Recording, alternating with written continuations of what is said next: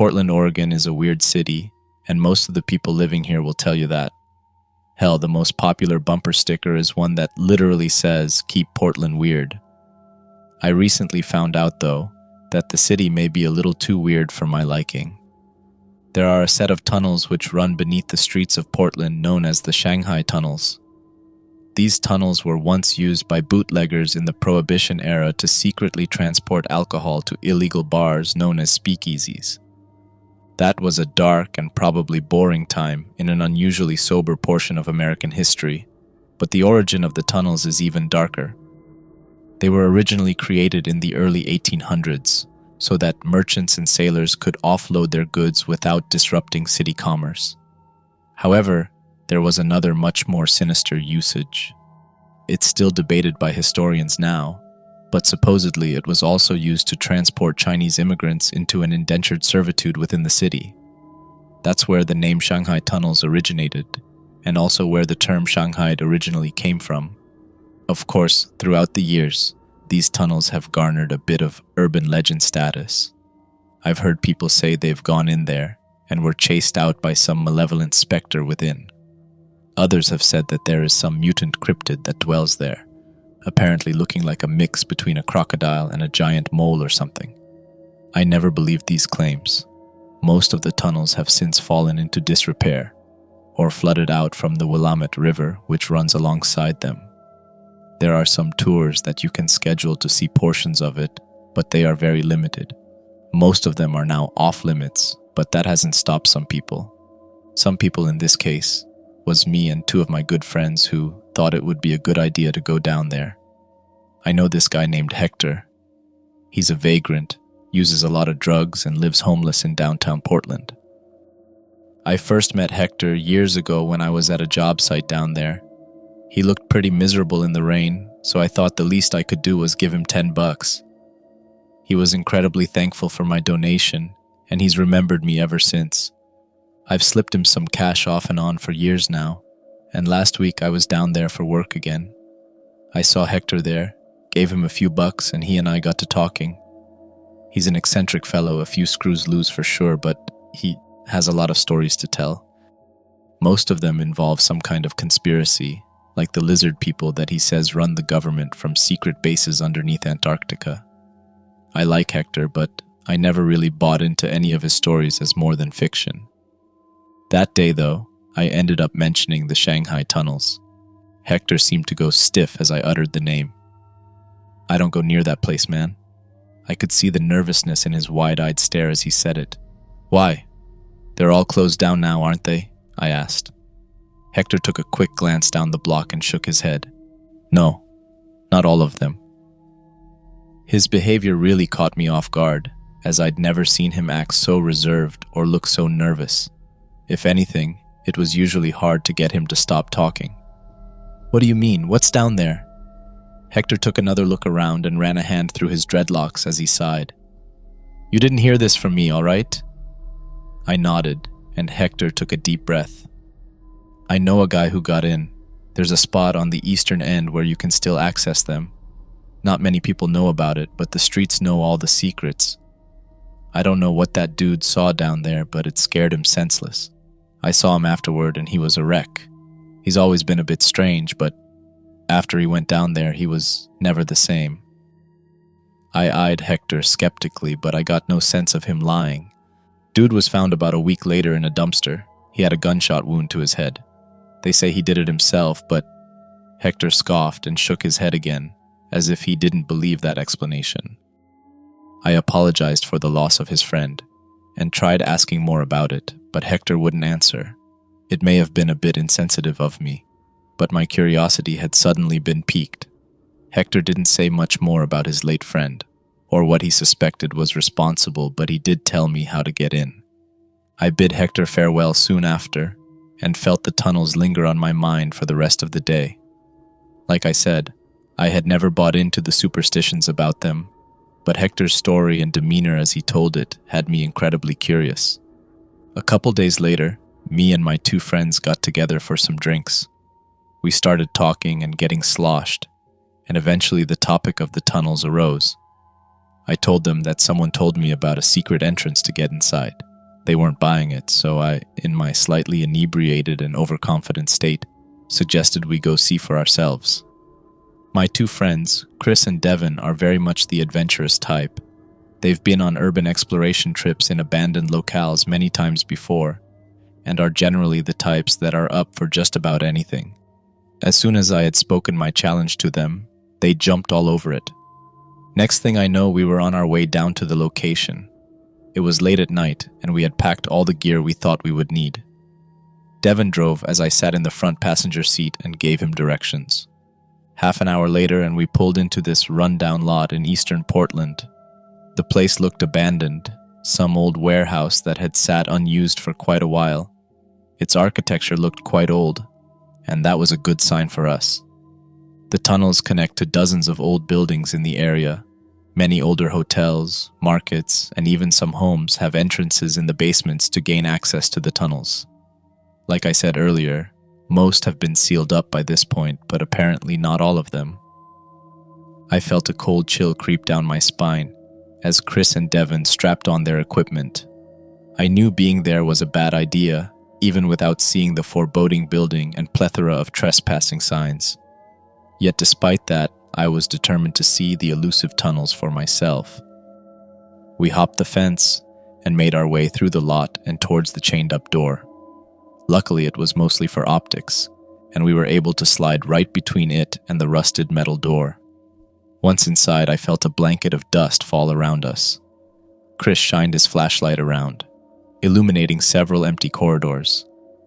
Old crates and piles of garbage filled the floors, and the walls were decorated with all manner of graffiti.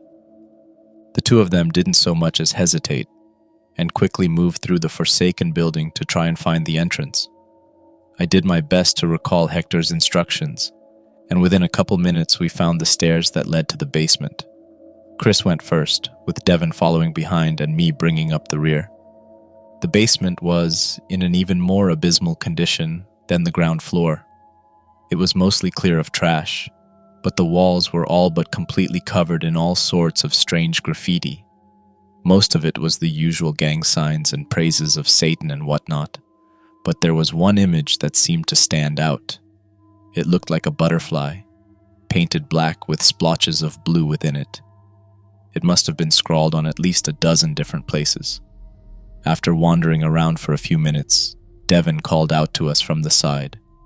Chris and I turned to see Devin's flashlight illuminating a large hole in the wall. It looked like there had once been a door there, but someone had knocked it clear out of its frame, leaving only a gaping concrete hole. Dozens of the same image of the butterfly were painted around the hole, varying in size from only a couple inches to several feet. Devin approached the hole and shined his flashlight throughout it. I crept up behind him and saw a dark, narrow corridor on the other side. The ground was wet, and somewhere in the distance I heard what sounded like running water. A cold chill swept down my spine as I eyed the long, desolate passage. Even in that moment, it felt like a bad idea, but ego wouldn't let me say it. Devin stepped through the hole, as if completely unaffected by the foreboding scene. Chris followed a moment later, and I reluctantly did as well. Both Chris and Devin have extensive experience in exploration and spelunking, and I chose to trust them rather than my gut. The three of us made our way into the tunnel, taking care to remain as silent as possible while observing all that we could. It felt like we were walking in a crypt and straying deeper into some place that had not seen the light of day in decades. The tunnel eventually branched, and two other passages sat opposing either side.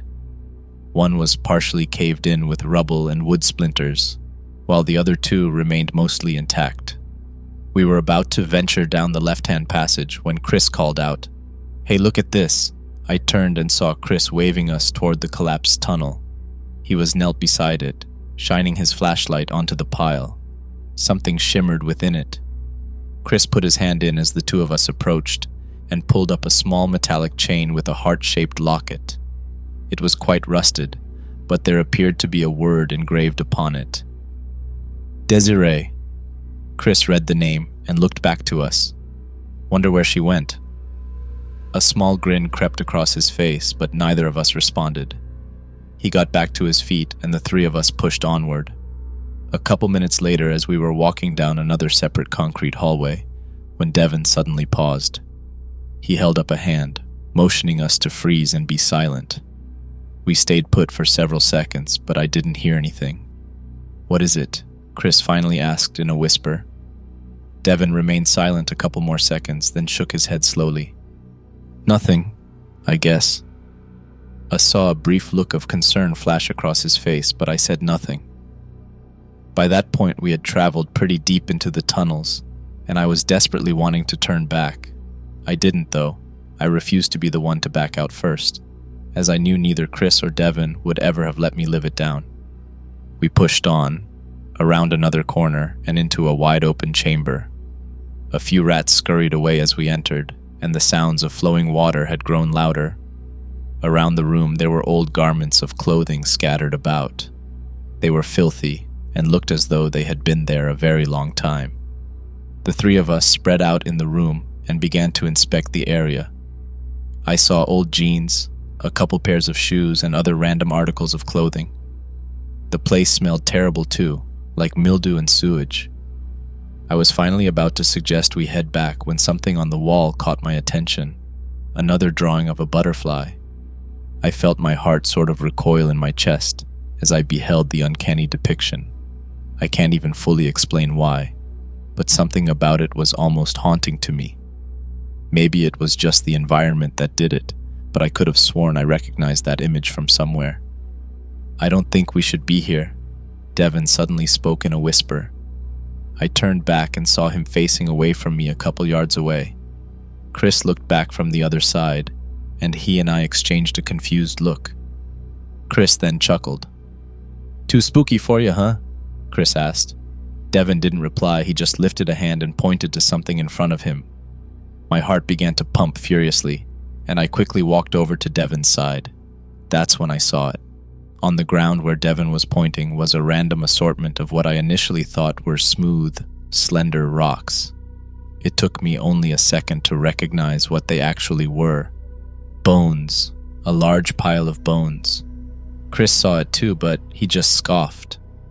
"You guys are letting this place get to you. It's just the remains of some animal." Devin immediately shook his head and picked up a piece of rebar from the ground.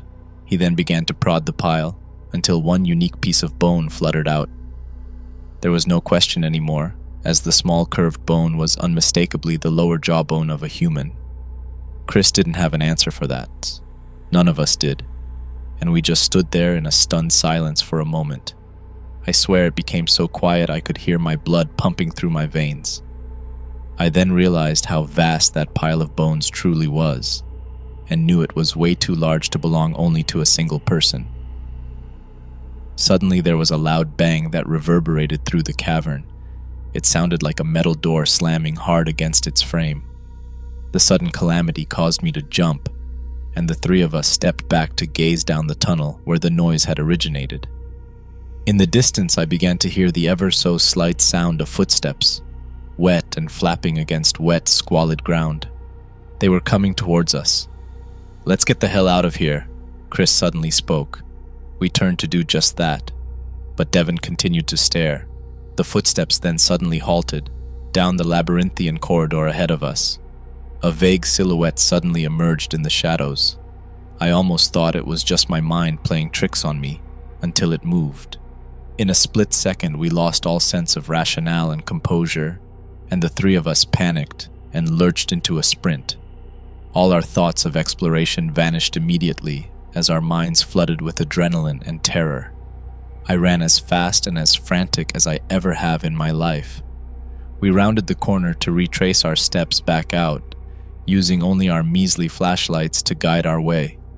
Chris and Devin were ahead of me, and suddenly I felt my foot fall on something unstable.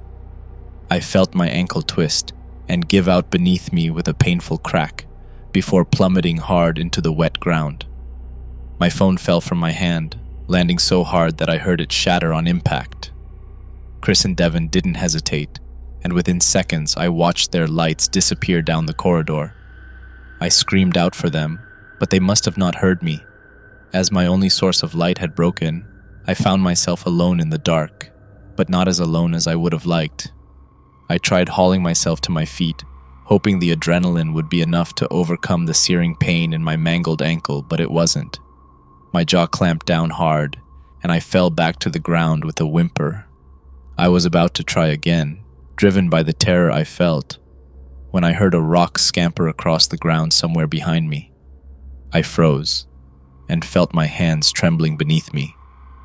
Footsteps echoed behind me, and I could do nothing in my injured state aside from try to remain hidden and pray. I knew it wouldn't work, and whatever it was seemed to know exactly where I was, even in the pitch black. It strolled right up behind me, stopping just a couple feet away. I learned the true meaning of deer in headlights in that moment, as I found myself so absolutely petrified that I couldn't even move. Please. I'm sorry. I'll never come back. I promise. Please just let me go. My words echoed throughout the dark halls, but there was no response. I thought I was about to be murdered by some deranged sewer-dwelling lunatic, or torn apart by some otherworldly entity. It took a few more steps toward me. Suddenly, I felt something grab my shoulder. It was cold, so unbelievably cold that it almost felt like a hornet's sting against my skin. It gripped down tighter, causing an immense pressure against my skin. It may have just been my frantic mind trying to cope with the traumatic situation, but I could have sworn I felt something then. It was something more than a physical pain, deeper and more personal, like someone allowed me a glimpse into the depths of their soul. I can't explain it. Get out, they'll find you. The voice that had spoken sounded like that of a young girl, not threatening or malicious in any way. If anything, it sounded like a voice filled with despair, an all-encompassing sorrow that I suppose I can never fully comprehend. She then let go of my shoulder, taking the pain with her as the footsteps sauntered away back into the tunnel. Once again, I was alone in the dark. It was all I could do to just sit there and contemplate what I had just witnessed. After a few minutes, I think the shock began to wear off, and I heard another noise down the tunnel. This time it came from the opposite direction, accompanied by a light. Zach? Zach, holy shit, man, you alright? It was Devin, but I didn't know how to even respond. He knelt down to help me to my feet. I felt my ankle creak as I moved, and a nerve shot an immense pain through my leg. I would have fallen back down if he hadn't had been holding me up. We turned to leave that place, when I saw his light flash off something on the ground behind us. Wait, what is that? I asked. Devin turned back, and the two of us stared down at the silver ring laying on the ground. It was worn pretty heavily, and beside it, I noticed 2 bare footprints in the muck. Devin wanted to leave, but I demanded he let me grab the ring first. Devin hauled me back outside, and we found Chris waiting for us on the middle floor. The two of them guided me back to the Jeep, and we got out of there. None of us really said much as we drove out of there. I went to the hospital soon after and found that I had broken my ankle. As I spent time recovering from the incident, I found myself unable to move past it. The words she had spoken just echoed endlessly in my mind. After all the rumors of monsters and demons that haunted the tunnels, could it have really been true? Was that really what had touched me that night? I can't explain it, but I felt like her words weren't just a threat. They sounded more like a desperate warning. Devin came over a few nights later, and I told him what I had seen. He was obviously skeptical at first, but after my continued insistence and swearing on my life, he finally came around. He admitted to me then that he had also found something disturbing. He said he was browsing 4chan when he stumbled upon a thread that caught his eye. He said a few users were talking about this sex trafficking organization that operated all around the United States. He said it quickly delved deep into conspiracies, talking about all sorts of prominent people that were supposedly involved with loose connections. There was one thing that stood out though, the butterfly. Apparently Anon believed this butterfly symbol was like their specific symbol. Devin said the images they posted looked almost identical to the ones we had seen painted on the tunnels. I didn't want to believe it was connected, but I couldn't deny the possibility. I wanted to call the cops, but Devin refused, saying they'd never believe our story. He had a point, but if what we suspected was going on was true, then we had to do something. Unfortunately, my broken ankle made me practically useless, and regardless, there was just no way in hell I was going back down into those tunnels. Devin ended up leaving that night without us deciding on what to do. I tried calling Devin the next day, but he didn't answer. I figured he was just busy with other things, but a few days later he finally got back to me. Devin texted me during the day, saying he desperately needed to see me. He was almost frantic when he arrived, and looked like he hadn't slept at all since the night we went down there. He kept saying that he had to do something, seeming almost remorseful for his actions. He then did something I had never seen him do. He started to cry. I couldn't just leave it alone, man. Cops never would have believed us about all this. I had to do something. I put my hand on his back and tried calming him down, but it didn't seem to do much. Devin, what'd you do? He shuddered and then took a deep breath as he wiped the tears. I went back. My eyes turned to reflect his mutual horror. What? I had to, man. I had to find her. To see. He broke down again, shaking his head back and forth. I found her. She's gone. Devin broke again, and I actually hugged him as I tried reassuring that it wasn't his fault. None of it was, and yet that didn't stop the anguish from pouring into my gut. Devin also mentioned he had lit a large fire on the premises of the entry point as he left. He figured that would be enough to lure the cops there, and he was right. Eventually, they took a team down into the tunnels, and they discovered what we had feared the most. Multiple bodies were recovered from the tunnels, most of them young girls, but there were also a few men in the midst. They had been down there a long time, with most of the corpses having long since become skeletal. Whoever it was that was responsible for their deaths was long gone. That would have been heartbreaking enough on its own, but then it got worse. They found one corpse that was much newer than the others. Another young girl of 16, and although partially decomposed, they were able to identify her. She had been there about a month, and the autopsy confirmed all the most horrible things that I dreaded to hear. Things so terrible that I won't even justify them by putting them in words. Her name was Desiree. I looked up her full name online, and after doing some digging, I found her still active Facebook profile. Her friends and family had plastered her wall with well wishes and grief at her fate. She also had a video on there, where her and some friends were on a trampoline messing around. My heart sank like a lead weight as I heard her speak. It was a voice I will never forget, the same voice of the girl that had spoken to me that night in the tunnels. But that was impossible, as she had already been dead for weeks by the time we went down there. I don't know how to explain it, but I know what I heard, and now I will never forget. Police investigation is still ongoing, but considering recent events of incompetence that have led to the apparent suicide of high-profile sex trafficking operators, I wouldn't hold your breath. No doubt these people will just lay low for a while and then eventually spread their malice elsewhere. Portland is infamous for sex trafficking, and it seems this group may have been or still are at the epicenter. It's hard to say whether they'll ever be found, and whether Desiree will ever have any form of justice. This revelation hit me pretty hard, but not as hard as it hit Devin. I haven't seen or heard from him since that night he told me about all this. Last thing he said to me before he left was something along the lines of how something needs to be done. I don't know where he is now. I really wish I could give some kind of closure to all this, like there's some silver lining or justice for Desiree and all the others, but I guess things just doesn't always work that way. For now, I can only hope that no one else ever has to suffer something as terrible as Desiree did. We set out on our little expedition into the tunnels, having heard stories of demons and monsters. We found out those stories are true, but not in the way we expected.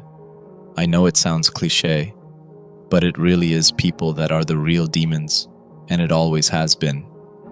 Beware the butterfly men, and stay far away from the Portland tunnels.